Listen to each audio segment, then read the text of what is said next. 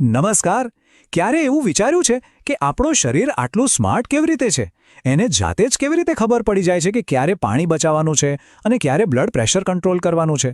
વેલ, આજે આપણે એ જ હોર્મોન્સની અદ્ભુત દુનિયામાં જઈ રહ્યા છીએ, જે પડદા પાછળ રહીને જાણે કોઈ જાદુ હોય એમ આ બધું જ સંભાળી લે છે. તો ચાલો આ રસપ્રદ સફર શરૂ કરીએ. તો સૌથી મોટો સવાલ એ જ છે કે આખરે આ બધું થાય છે કેવી રીતે? આ કોઈ સામાન્ય સવાલ નથી. આનો જવાબ આપણા સ્વાસ્થ્ય અને અસ્તિત્વ માટે ખૂબ જ મહત્વપૂર્ણ છે. આ એક એવી જટિલ સિસ્ટમ છે જે આપણને જીવંત રાખવા માટે દર સેકન્ડે કામ કરે છે અને આપણને કદાચ એનો અહેસાસ પણ નથી થતો. તો આ બધી વાતની શરૂઆત થાય છે એક શબ્દથી, હોમિયોસ્ટેસિસ, જેનો સીધો અર્થ છે શરીરનું આંતરિક સંતુલન. આપણું શરીર એક કોઈપણ ભોગે એક પરફેક્ટ બેલેન્સ, એકદમ ચોક્કસ સંતુલન જાળવી રાખવા માટે સતત મથામણ કરતું રહે છે. અને આ સંતુલન જાળવવાના મુખ્ય ખેલાડી કોણ છે? એ છે આપણા મૂત્રપિંડ એટલે કે કિડની. પણ એ એકલા કામ નથી કરતા. એમને તો હોર્મોન્સ તરફથી સતત ગુપ્ત સંદેશા મળતા રહે છે. એવા આદેશો જે એમને કહે છે કે ક્યારે પાણી બચાવવું, ક્યારે સોડિયમ જાળવવું અને ક્યારે દબાણ વધારવું. તો આ આખા નાટકમાં 3 મુખ્ય પાત્રો છે. એક મગજમાં બેઠેલું આપણું કમાન્ડ સેન્ટર, હાઇપોથેલેમસ. બીજું મૂત્રપિંડની અંદરનું જ એક સુપર સેન્સર, જેજીએ. અને ત્રીજું આપણું ધબકતું હૃદય. ચાલો જોઈએ કે આ ત્રણેય કેવી રીતે એકબીજા સાથે તાલમેલથી કામ કરે છે. ચાલો આપણે પહેલી પરિસ્થિતિની કલ્પના કરીએ. શરીરમાં પાણીની અચાનક ઉણપ સર્જાય છે. બસ અહીં જ એન્ટ્રી થાય છે આપણા પહેલા હોર્મોનલ હીરોની, જેનું નામ છે ADH એટલે કે એન્ટી ડાયુરેટિક હોર્મોન. વિચારો કે સખત ગરમીમાં ખૂબ પરસેવો વળ્યો છે અથવા તો કોઈ કારણસર શરીરમાંથી પ્રવાહી ઘટી ગયું છે. આ એક કટોકટી છે, એક ઇમરજન્સી છે, અને આવી સ્થિતિનો સામનો કરવા માટે આપણું શરીર હંમેશા તૈયાર જ રહે છે. તો હવે સવાલ એ છે કે શરીરને ખબર કેવી રીતે પડે છે કે પાણી ઓછું થયું છે? અહીં કામમાં આવે છે ઓસ્મોરિસેપ્ટર્સ. આ એવા ખાસ અત્યંત સંવેદનશીલ સેન્સર છે જે લોહીની ઘટતામાં થતા નાનામાં નાના ફેરફારને પણ તરત જ પારખી લે છે. તો જેવું ઓસ્મોરિસેપ્ટર્સને સિગ્નલ મળે કે ભાઈ શરીરમાં પાણી ઓછું થઈ રહ્યું છે, એ તરત જ આપણા મગજમાં રહેલા હાઇપોથેલેમસને સમજો કે એક ઇમરજન્સી મેસેજ મોકલે છે. અને હાઇપોથેલેમસ શું કરે?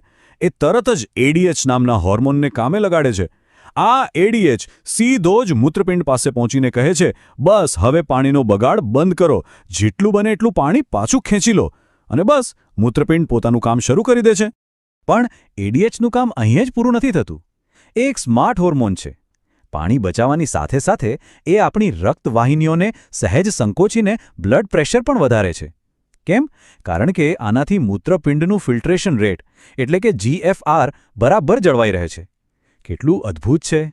સારું, પણ શું થાય જો સમસ્યા માત્ર પાણીની ઉણપની ન હોય પણ આખા તંત્રના દબાણની હોય તો? મતલબ કે બ્લડ પ્રેશર જ ઘટી ગયું હોય તો? આવી ગંભીર પરિસ્થિતિમાં એક ખાસ ટીમ કામે લાગે છે, જેને રેનિન એન્જિયોટેન્સિન આલ્ડોસ્ટેરોન સિસ્ટમ અથવા ટૂંકમાં RAS કહેવાય છે. આ ખરેખર એક ગંભીર પરિસ્થિતિ છે. જો મૂત્રપિંડમાં જ લોહીનો પ્રવાહ ઘટી જાય તો આખા શરીરની સિસ્ટમ ખોરવાઈ શકે છે. આ સમયે શરીરને તાત્કાલિક અને શક્તિશાળી પગલાં લેવાની જરૂર પડે છે. આ કટોકટીનો પહેલો રેસ્પોન્સ આવે છે જેજીએ તરફથી. યાદ છે ને, આપણે વાત કરી હતી મૂત્રપિંડની અંદર આવેલું પેલું સુપર સેન્સર. આ અત્યંત સંવેદનશીલ ઉપકરણ લોહીના દબાણમાં થતા ઘટાડાને તરત જ પારખી લે છે અને એક્શનમાં આવી જાય છે. આ પ્રક્રિયા એક ડોમિનો ઇફેક્ટ જેવી છે, એક ચેઇન રિએક્શન. જેજીએ રેનિન નામનો એન્ઝાઇમ છોડે છે જે એક પછી એક બીજા હોર્મોન્સને સક્રિય કરતો જાય છે. આ લાંબી પ્રક્રિયાનું અંતિમ પરિણામ શું આવે છે? એન્જિયોટેન્સિન 2 નામનો એક ખૂબ જ શક્તિશાળી હોર્મોન બને છે, જે રક્તવાહિનીઓને મજબૂતીથી સંકોચીને અને સોડિયમ પાણીને શરીરમાં જાળવી રાખીને બ્લડ પ્રેશરને ઝડપથી ઉપર લઈ જાય છે. તો આ જટિલ સિસ્ટમનો એકમાત્ર અને સ્પષ્ટ ધ્યેય છે બ્લડ પ્રેશર અને GFR બંનેને ફરીથી સામાન્ય સ્તરે પાછા લાવવા. આ એક અત્યંત પ્રભાવશાળી અને ખૂબ જ વ્યવસ્થિત પ્રતિભાવ છે. પરંતુ દરેક વસ્તુની એક મર્યાદા હોય છે. જો દબાણ ખૂબ જ વધી જાય તો શું? શરીર પાસે દરેક ક્રિયા માટે એક પ્રતિક્રિયા તૈયાર જ હોય છે. અહીં આપણે એક સંતુલન કરનારા બળની વાત કરીશું. હવે ચાલો આનાથી એકદમ વિપરીત સમસ્યાનો વિચાર કરીએ. જો કોઈ કારણસર રક્ત દબાણ અને હૃદય તરફ લોહીનો પ્રવાહ જરૂર કરતાં વધી જાય તો શું થાય? સ્વાભાવિક છે કે શરીરને તેને ઘટાડવા માટે પણ એક સિસ્ટમની જરૂર પડશે. અને આનો જવાબ આપણું હૃદય પોતે જ આપે છે. જ્યારે હૃદયની દિવાલો પર લોહીનું દબાણ વધે છે ત્યારે તે ANF નામનો એક હોર્મોન છોડે છે. આપણે એમ પણ કહી શકીએ કે આ RAAS સિસ્ટમની બ્રેક છે. ANFનું કામ એકદમ સીધું અને સ્પષ્ટ છે. જે RAAS કરે છે એનાથી બરાબર ઉલટું કામ કરવાનું.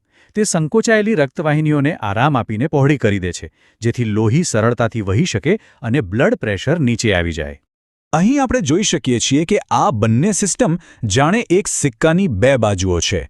RAS દબાણ વધારવાનું કામ કરે છે તો ANF તેને ઘટાડવાનું. એક એક્સેલરેટર છે તો બીજું બ્રેક. અને આ બંનેની જુગરબંધીને કારણે જ આપણા શરીરમાં બ્લડ પ્રેશરનું એકદમ પરફેક્ટ બેલેન્સ જળવાઈ રહે છે. તો આખા વિશ્લેષણનો સાર શું છે? સાર એ છે કે આ કોઈ અલગ-અલગ સિસ્ટમ નથી. આ ત્રણેય સિસ્ટમ એકબીજા સાથે સતત સંવાદમાં રહે છે અને એક જટિલ છતાં સુમેળભર્યું નૃત્ય કરે છે, જેથી શરીરનું સંતુલન જળવાઈ રહે. તો ચાલો આખી વાતને એકદમ સરળ રીતે સમજીએ. ADH કોણ છે? એ છે પાણીનો મેનેજર. RAS કોણ છે? એ છે બ્લડ પ્રેશરની ઇમરજન્સી રિસ્પોન્સ ટીમ. અને ANF એ છે એ જરૂરી બ્રેક જે ખાતરી કરે છે કે સિસ્ટમ ઓવર સ્પીડમાં ન જાય. અને આ ત્રણેય મળીને માત્ર એક જ લક્ષ્ય માટે કામ કરે છે: હોમિયોસ્ટેસિસ, એટલે કે શરીરનું સંપૂર્ણ સંતુલન. અને અંતે એક વિચારવા જેવો પ્રશ્ન: જો આ નાજુક અને જટિલ સંતુલન કોઈ કારણસર ખોરવાઈ જાય તો શું થાય? વેલ, આ જ પ્રશ્ન હાઈ બ્લડ પ્રેશર, હૃદય રોગ અને કિડનીની બીમારીઓ જેવા ઘણા મોટા સ્વાસ્થ્ય મુદ્દાઓના મૂળમાં છે, જે આપણને આગળના સંશોધન માટેનો માર્ગ બતાવે છે. જો શરીરની આ અદ્ભુત અને જટિલ સિસ્ટમ વિશે જાણીને મજા આવી હોય તો આ વિશ્લેષણને ચોક્કસ લાઇક કરજો અને મિત્રો સાથે શેર કરજો.